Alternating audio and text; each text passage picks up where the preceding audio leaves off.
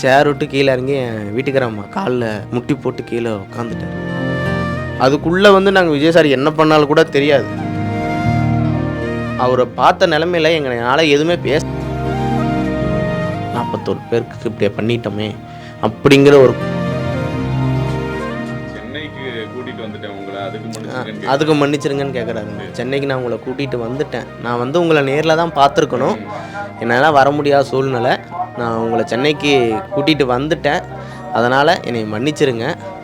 First அதான் சொன்னாருங்கண்ணா. அதுக்கப்புறம் அவரை பார்த்தோன்னே வீட்டுக்காரம்மா ரொம்ப அழுவ ஆரம்பிச்சிட்டாங்க.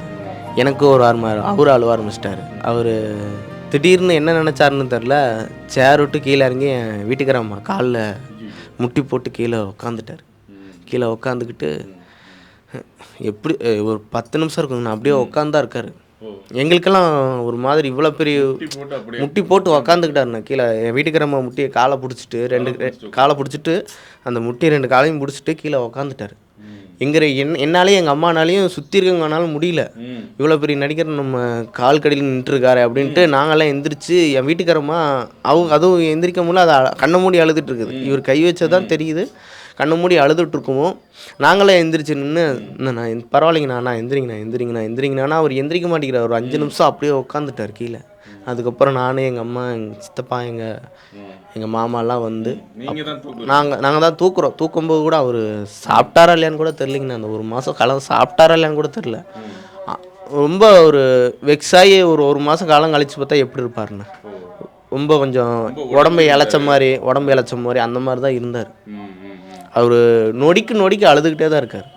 அவர் நொடிக்கு என்ன பண்ணுறாருன்னா ரொம்ப இழைச்சிட்டாருண்ணா. 2 நிமிஷம் பேசுகிறாரு. 2 நிமிஷம் பேசக்கூட இல்லை. அவர் திரும்பி நின்று அழுகுறாரு. அந்த எங்களை சுற்றி எந்த கேமராவும் கிடையாதுன்னா, எங்களுக்கு மட்டும் தனி ரூம். நான் எங்கள் விஜய் சார், எங்கள் வீட்டில் 10 பேர், அவங்க மட்டும்தான். அதுக்குள்ளே நாங்கள் விஜய் சார் என்ன பண்ணாலும் கூட தெரியாது. அந்த மாதிரி ரூமில் தான் நாங்கள் உட்காந்துருக்கோம். அந்த மாதிரி ரூமுக்குள்ளே தான் உட்காந்துருக்கோம். உங்களுக்கு கடைசி வரைக்கும் நான் உங்கள் குடும்பத்தில் ஒருத்தனாக இருப்பேங்கன்னா நீங்கள் என்ன வேணான்னு சொல்லுங்கள். நான் கோரிக்கை வச்சேங்க. அது மாதிரி நான் வீடு கட்டணும்னு சொல்லி கோரிக்கை வச்சுருந்தேன். நான் வீடு கட்டணும்னு அதான் பையனோட பேரில், அதான் உங்களுக்கு ஆரம்பத்தில் சொன்னாலேங்க, பையனோட ஞாபகமாக வீடு கட்டணும்னு கோரிக்கை வச்சேன். பண்ணித்தரங்க தம்பி அப்படின்னாரு. வீட்டுக்காரம்மா பேரில் இன்சூரன்ஸ் கொடுத்துருக்காரு. அதில் எப்படிங்கன்னா வேலை வாய்ப்பு படிப்பு சம்மந்தப்பட்டது, வீட்டுக்காரம்மாவுக்கு இன்சூரன்ஸுங்க. இந்த மாதிரி அடுத்த குழந்தை ஏதாவது பிறந்துச்சுன்னா அந்த மாதிரி ஏதாவது சம்பந்தமாக வாழ்க்கையில் எதுனாலும் அது வாழ்க்கையில் நடத்திக்கலாங்கண்ணா. பையனுடைய முழு வாழ்க்கையுமே எடுத்துக்கிறேன்னு இருக்காரு. அப்படி எடுத்துருக்காரு. சொன்னாருங்கண்ணா. பேசினாருங்க. ஒரு 1/2 மணி நேரம் பேசணும். அவர் கேட்டாருங்கண்ணா, எப்படிங்கம்மா, எங்கள் அக்காட்ட கேட்டார், எப்படிங்கம்மா இப்படி நடந்துச்சு அப்படின்னா, இல்லைங்கண்ணா இது மாதிரி நீங்கள் நின்று பேசிகிட்டு இருக்கும்போது உங்கள் சவுண்டு கேட்கலன்ட்டு எல்லாம் அந்த பக்கம் இருந்தவங்களாம் இங்கே வந்துட்டாங்க, எல்லாம் நெருக்கடி ஜாஸ்தி ஆயிடுச்சு, அதனால் தள்ளுமுள்ள ஏற்பட்டுருச்சுன்னு சொன்னேன். அந்த ஃபோட்டோவை கையில் வாங்கிட்டு அவருக்கு என்ன பேசுறதுன்னே கூட தெரியலைங்கண்ணா. நான் கூட என்னமோ நினச்சி உள்ளே போனோங்கண்ணா. உள்ளே போகும்போது அவரை பார்த்த நிலைமையில எங்களால் எதுவுமே பேச முடியல.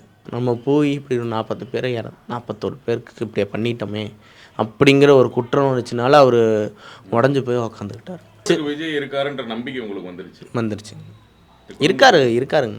எல்லாருக்கும் 41, எனக்குன்னு மட்டும் இல்லைங்கண்ணா, 41 குடும்பத்துக்கும் அவர் இருக்கார்.